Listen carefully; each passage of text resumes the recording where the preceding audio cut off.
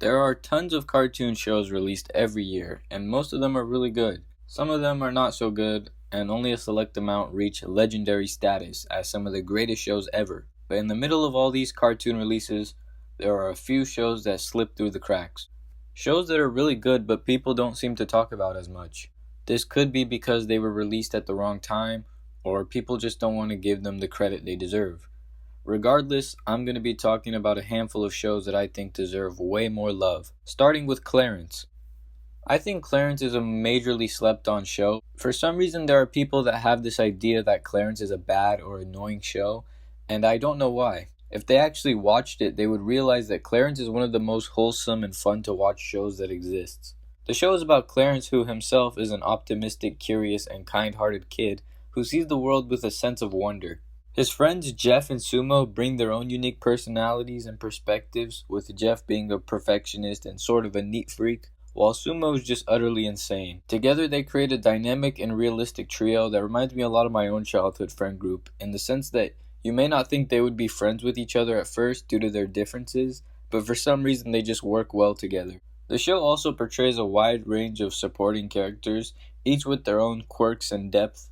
Clarence does an excellent job of exploring childhood themes such as friendship, family, and self-discovery in a genuine and heartfelt way. The show captures the innocence and curiosity of childhood perfectly. Unlike other shows about kids where the kids act all grown up or the perspective is from the adult's point of view, Clarence often presents situations from the perspective of the children, which gives the show a nostalgic feel because when you watch it, you think about when you were a kid and the way you perceived the world at that young age.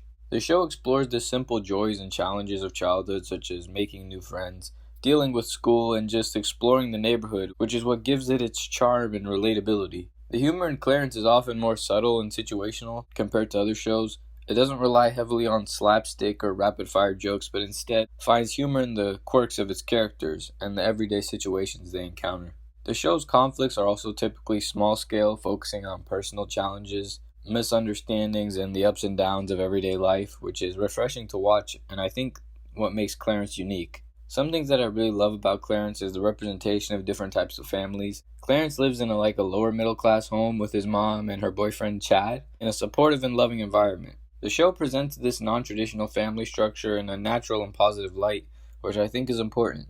Not to mention his friend Jeff has two moms and they live in a higher middle class home, while his other friend Sumo lives in a trailer park with his large amount of siblings. I like how the show decides to showcase all the different family types and socioeconomic statuses. Another thing I love about Clarence is the art style. I don't know, I just really like this art style. It makes the show feel authentic to its theme of childhood, and it's appealing to both kids and adults. I think a major reason why Clarence isn't mentioned as much is because it came out at an inconvenient time. When Clarence aired, it faced competition from other shows on Cartoon Network like Adventure Time, Regular Show, and Steven Universe, which had more prominent marketing and fan bases. As a result, Clarence might have been overshadowed by these shows, despite its unique qualities and strengths. Next show that I believe is underrated is We Bare Bears.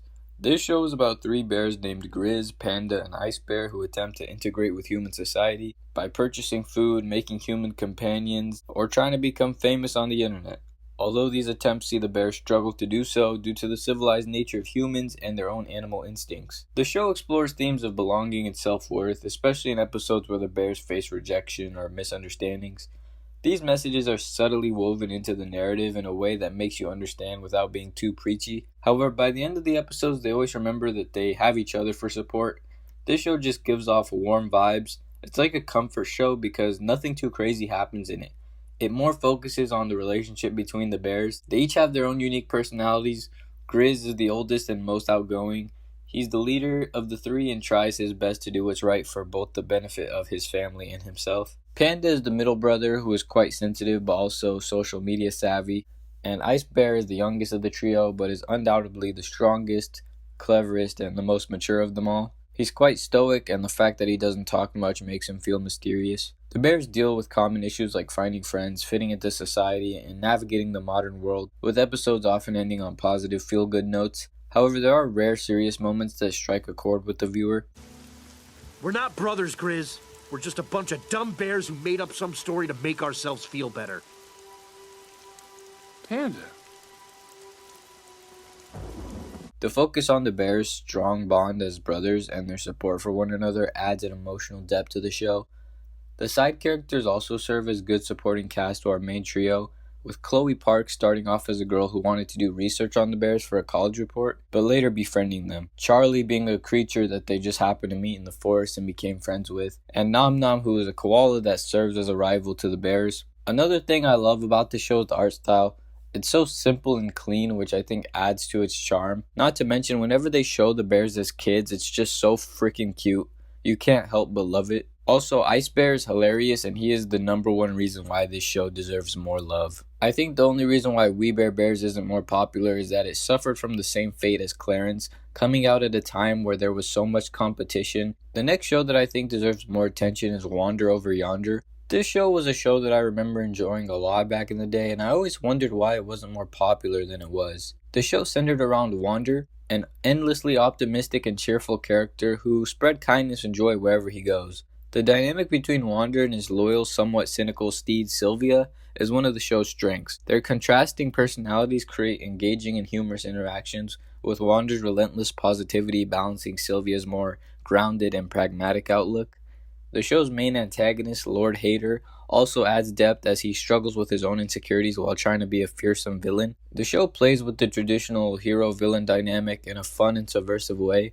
Wander as the hero is not a typical action-oriented protagonist, but rather a pacifist who uses kindness and creativity to solve problems. Lord Hater, on the other hand, is simply just a hater, wanting to take over the entire galaxy. The humor in Wander Over Yonder is fast-paced, zany, and often absurd, with a mix of slapstick, wordplay, and visual gags. The show embraces its cartoonish nature, delivering jokes at a rapid-fire pace. Beneath its fun and wacky surface, Wander Over Yonder explores meaningful themes such as the power of kindness, the importance of friendship, and the idea that even small acts of goodness can make a big difference, which is a theme that I think is underexplored in other shows that aren't exclusively made for little kids. Not only that, but the show's art style was captivating to me as a kid. The show features a bold, colorful, and highly stylized art direction that stands out visually, while also showcasing a unique visual flair with its vibrant backgrounds, fluid animation, and exaggerated character designs. The show was created by Craig McCracken, who also made the Powerpuff Girls and Foster's Home for Imaginary Friends,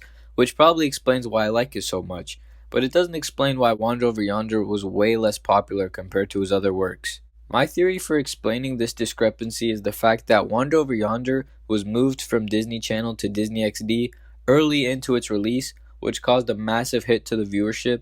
Not only that, but once it landed on Disney XD, it then had to compete with the likes of Gravity Falls and Star vs. the Forces of Evil, shows with much more fanfare surrounding them, leading to Wander Over Yonder being cut short and not getting a third season.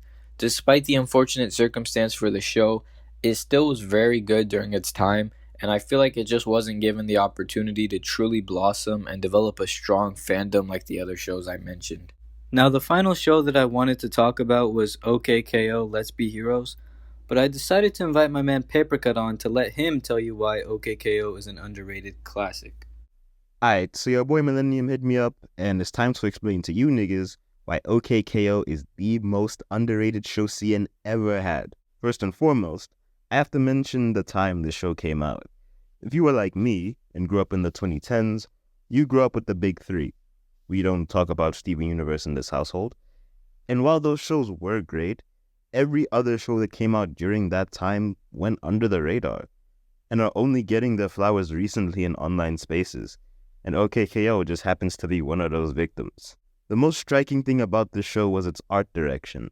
It was full of life, with colorful and appealing backgrounds and settings, character designs that had a wide variety of style and influences from everything from anime to video games, and cartoony and action-packed fight scenes. I think that's the best way to describe OKKO. It's cartoony. The stories and themes the show presented were quite moral-driven, but it never felt preachy because they exaggerated the situations a lot.